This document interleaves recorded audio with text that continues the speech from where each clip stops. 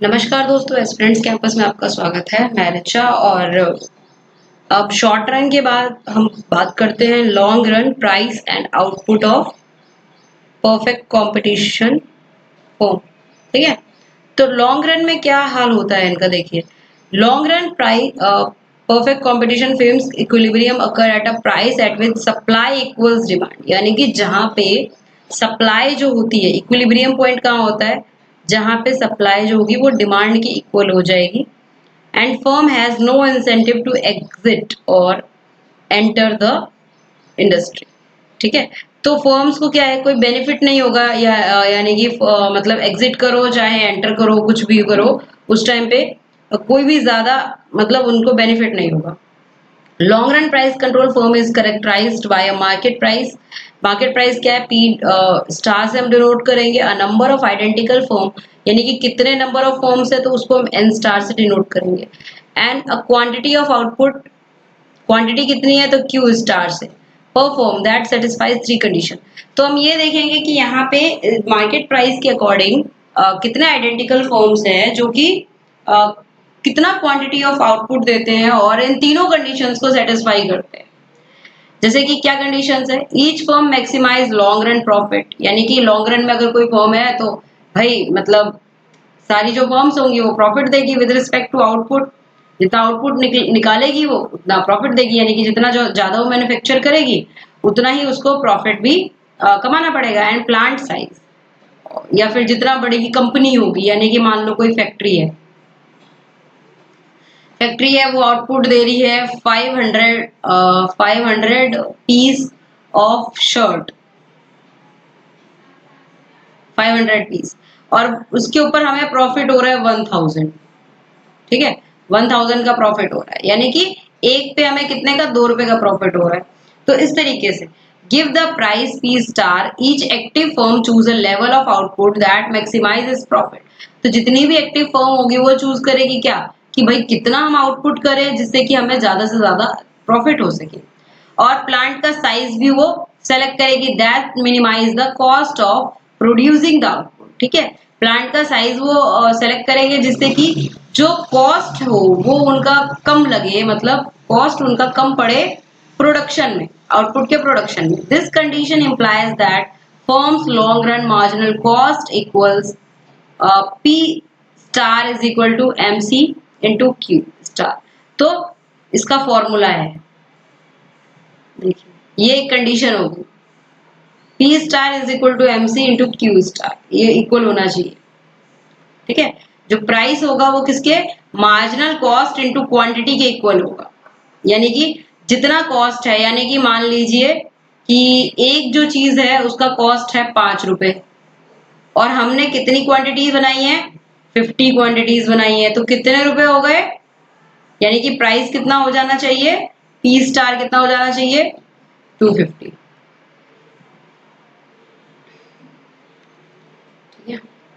Each firm economic profit है 0, उसका जो इकोनॉमिक प्रॉफिट क्या होगा, 0 होगा। Given the price P star, a prospective एंट्रेंट can not be positive economic profit by entering this industry. ठीक है, more over an active firm can not earn negative economic profit, यानी कि जो एक्टिव फर्म है वो क्या करेगी, लॉस में नहीं जाएगी, लॉस में नहीं जाएगी, यानी कि नेगेटिव इकोनॉमिक प्रॉफिट, वही लॉस की बात हो रही है।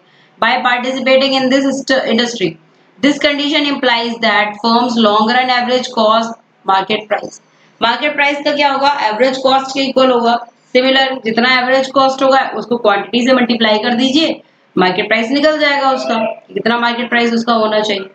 ठीक है, अब market demand equals market supply, market demand जो होगी वो किसके बराबर होगी, मार्केट सप्लाई के बराबर होगी। Demand is equal to supply, कितने पे, पी स्टार पे, प्राइस पे। Market demand equals to market supply given number of firms and star. Individual firm supply decision Q star, individual firm जो होगी, कोई भी एक फर्म होगी उसका अपना सप्लाई का डिसीजन होगा। इसका मतलब क्या है, ठीक है, D P star is equal to N star Q star, और is equal to N star upon में D P star is equal to Q star. अब देखिए डिमांड ये था is equal to N into Q, number of forms वाला जो था वो ये एन हो गया। अब मान लीजिए हमें सिर्फ क्या निकालना है, एन निकालना है, तो क्या हो जाएगा, demand price upon star, N star तो यही आ जाएगा, और क्योंकि ये मल्टीप्लाई में है क्यू, तो क्यू आ जाएगा डिवाइड में। तो ये फॉर्मूला बन गया आपका, ये देखिए, ठीक है। अब इसी तरीके से यहाँ पे देखिए, price per unit typical form होगी, टिपिकल फॉर्म है long run equilibrium perfectly competitive market में। तो ये आपका प्राइस है, पी स्टार है, और ये आपका क्यू स्टार है। तो ये पी स्टार आपका जो होगा एकदम वही हॉरिजॉन्टल लाइन आएगा, और उसके बाद क्यू स्टार यहाँ आ गया। अब जहां पे क्यू स्टार है वहीं से जो है एमसी कर्व जाएगी एक, ये देखिए एमसी कर्व गई, एमसी की लाइन गई, एमसी कर्व, और उसके बाद एसएमसी कर्व जो होगी वो स्टार्टिंग से लेके एमसी कर्व के पहले ही आके एमसी कर्व को टच करते हुए एसएमसी कर्व जो है, यानी कि short run marginal cost curve जो है, वो एमसी कर्व से थोड़ा सा पीछे लाई करेगी। उसके बाद दो दो वो बनती है curve, short run average cost और एवरेज कॉस्ट। तो शॉर्ट रन एवरेज कॉस्ट जो होगी वो एवरेज कॉस्ट से कम ही होगी, अंदर की तरफ होगी। देखिए ये शॉर्ट रन एवरेज कॉस्ट की कर्व है पूरी, और ये एवरेज कॉस्ट की है, ठीक है। तो शॉर्ट रन में किस तरीके से किया है उसी को हमें लॉन्ग रन में दिखाना है। अब यहाँ पे price per unit DP star और डीपी, ये वही कर्व हो गई, डिमांड प्राइस वाली कर्व हो गई, ठीक है। Demand is equal to market supply, ये डिमांड कर्व है हमारी। तो यहाँ पे हम देख सकते हैं इसी तरीके से वेरी करती है, प्राइस और कम हुआ, डीपी और बढ़ गया। चलिए आगे देखते हैं कंक्लूजन क्या निकलता है।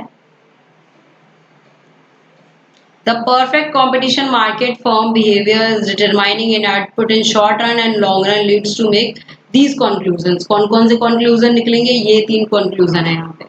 A perfect competition firm can make abnormal profit, abnormal profit के बारे में हमने ऊपर देखा था, यानी कि अच्छा खासा profit in short run, but will make a normal profit in long run। लेकिन long run में क्या करेगी, normal profit कमाएगी, अभी तो abnormal profit था।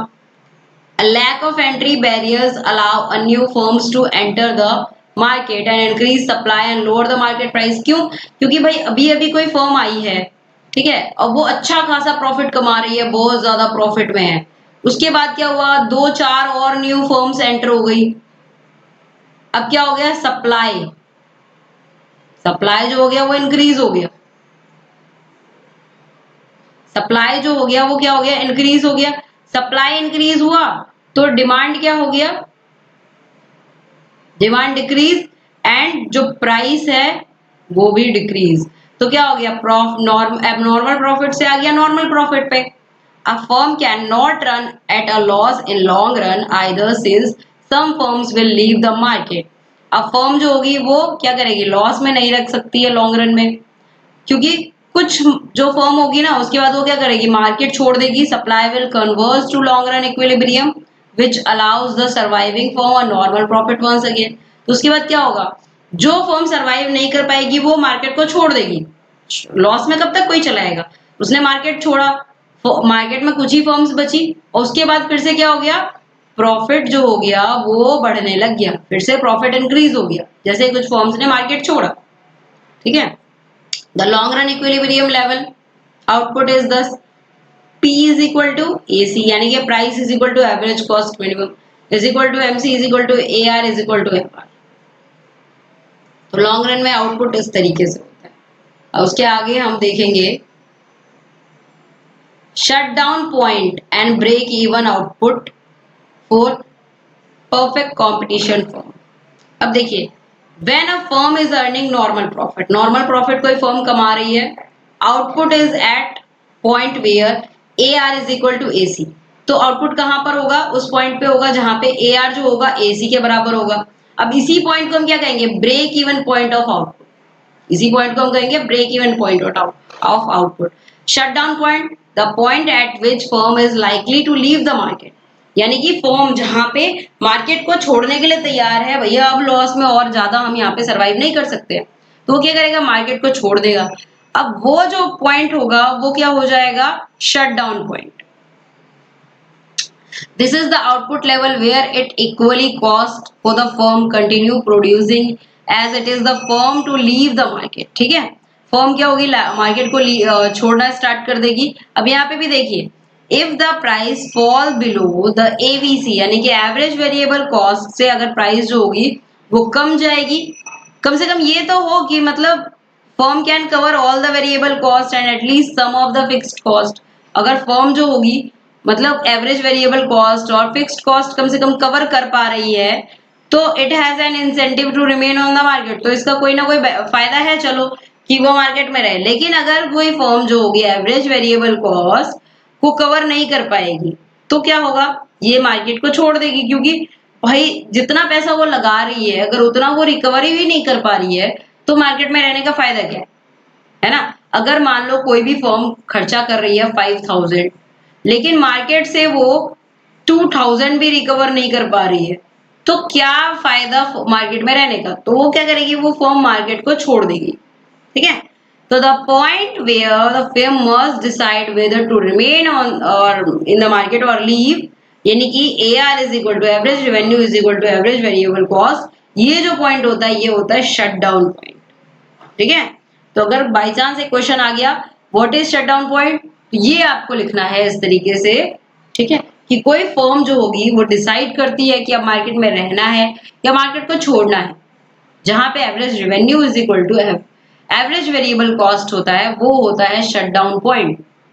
ठीक है, इसको आप पूरा एक्सप्लेन करके लिख दीजिए, जैसे कि मैंने एग्जांपल दिया कि अगर वो अपना पूरा खर्चा भी नहीं निकाल पाती है, जैसे कि क्या है एवरेज वेरिएबल कॉस्ट, यानी कि वो अगर अपना वेरिएबल कॉस्ट निकाल लेती है, फिक्स्ड कॉस्ट निकाल लेती है, तब तो उसका बेनिफिट है मार्केट में रहने का।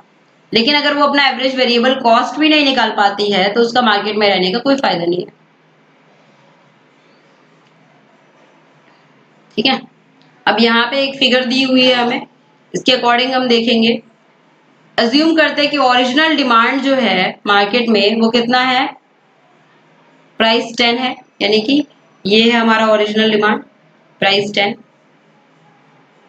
ठीक है, which is perfect competition market, MR is equal to AR, AR is equal to MR long run. और ये क्या है, ब्रेक इवन पॉइंट भी है, ब्रेक इवन भी पॉइंट भी है, यानी कि average revenue is equal to average total cost भी है यहाँ पे। The firm cover all cost even opportunity cost earning a normal profit. तो यहाँ पे क्या हो रहा है, नॉर्मल प्रॉफिट अर्न कर रही है फर्म, ब्रेक इवन पॉइंट है तो नॉर्मल प्रॉफिट अर्न कर रही है।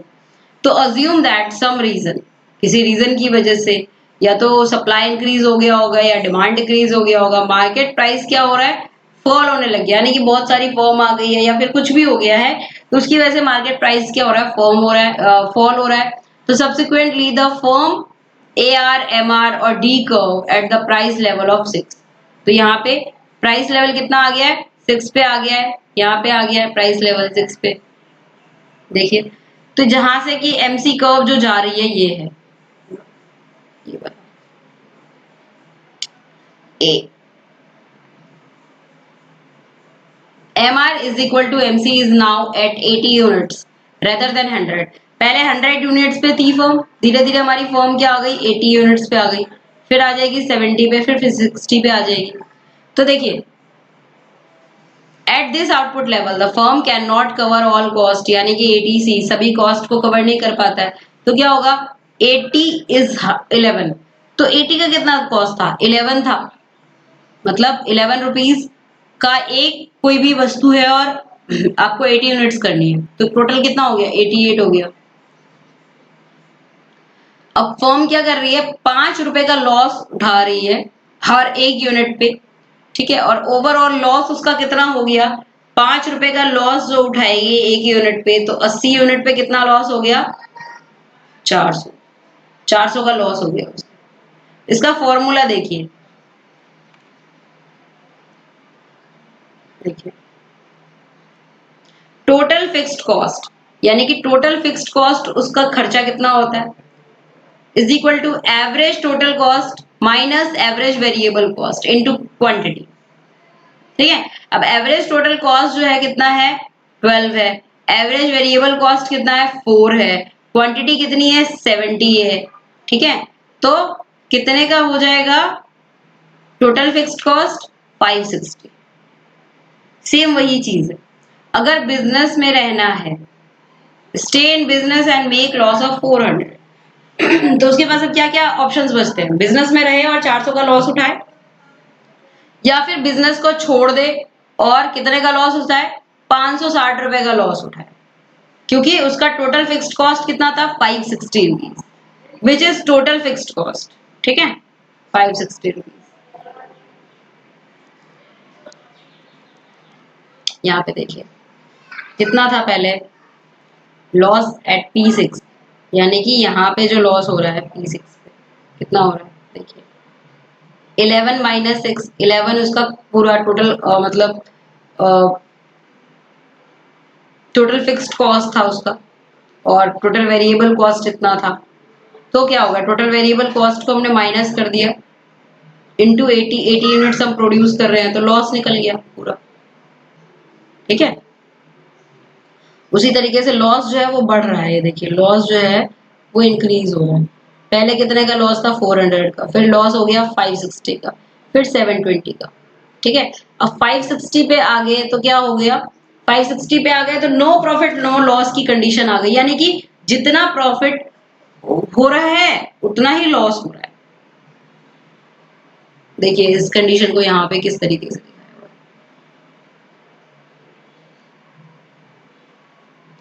अब देखिए यहाँ पे क्या है ज्यादा चॉइसेस नहीं होंगे, rather a lack of option.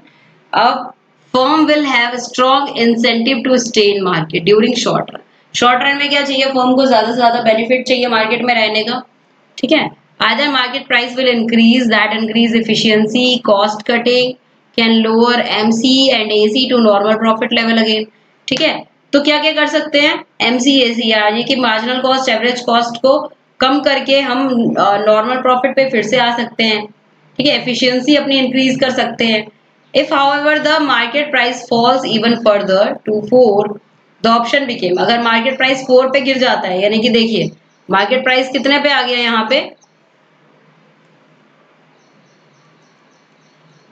Market price आ गया 6 से कितने पे आ गया 4 पे आ गया, 6 से 4 पे आया तो 560 का हो गया, अब 4 से कितने पे आ जाएगा 2 पे आ जाएगा, तो कितने का हो जाएगा 720 का लॉस। तो अब बिजनेस में हम रहे तब भी हमें 560 का लॉस हो रहा है, बिजनेस को हम लीव करें तब भी हम 560 का लॉस कर रहे हैं। 560 का लॉस इसलिए कर रहे हैं बिजनेस में छोड़ने के बाद, ताकि हमने जितना उस पर पैसा लगाया है वो हम उतना रिकवर नहीं कर पाए। अब बिजनेस में रहेंगे तब भी हम लॉस करेंगे, तो क्या कर सकते हैं हम यहाँ पे, ये अब फर्म डिसाइड करेगा। ठीक है, तो लॉन्ग टर्म में तो इतना लॉस नहीं उठा पाएगा, शॉर्ट टर्म के लिए वो थोड़ा बहुत लॉस उठा के बिजनेस में रह सकता है। द फर्म TR यानी कि टोटल रेवेन्यू 4 इंटू 70 280। ठीक है, कितने कितने प्राइस का यानी कि कितने का कोई भी सामान है और कितनी क्वांटिटी है, तो टोटल रेवेन्यू उसी से आ जाएगा। अब ये आइडेंटिकल है टोटल वेरिएबल कॉस्ट के, जिसका मतलब क्या है no contribution toward covering the fixed cost. इसका क्या है कंट्रीब्यूशन नहीं है फिक्स्ड कॉस्ट को रिकवर करने में। ठीक है, अब कोई भी बिजनेस जो होगा, बिजनेस में आप रहेंगे, कोई भी फर्म रहेगा, would make some loss by leaving it, तो उसको छोड़ने के बाद आपको थोड़ा बहुत तो लॉस होगा। The point where P is equal to AR is equal to ABC is there for the shut down point। तो ये पॉइंट क्या हो जाएगा शट डाउन पॉइंट हो जाएगा फर्म के लिए, क्योंकि आप फर्म को छोड़ रहे हैं बंद कर रहे हैं। तो फर्म क्या होगा not produce at a lower price, just consider the option price is equal to 2। अब प्राइस इज इक्वल टू 2 है तो देखिए the firm TR would be 120, 2 into 60, TC would be 720, 12 into 60, leading a loss of 600। कितने का loss हो रहा है 600 का। The reason is that a price of 2 of the firm would not be covering all its variable costs, so total cost would be greater than total fixed cost alone। At any price below ABC किसी भी price पे अब क्या करेगा, firm जो होगा market को leave कर देगा क्योंकि लॉस बहुत ज्यादा उठा रहा है। अब देखिए, therefore the important consideration of perfect competition firm will be as long as firm has an average revenue above average variable cost, the firm cover variable cost and at least some of the fixed cost। तो क्या कर रहा है, firm जो है variable cost और कुछ fixed cost जो है वो निकाल रहा है।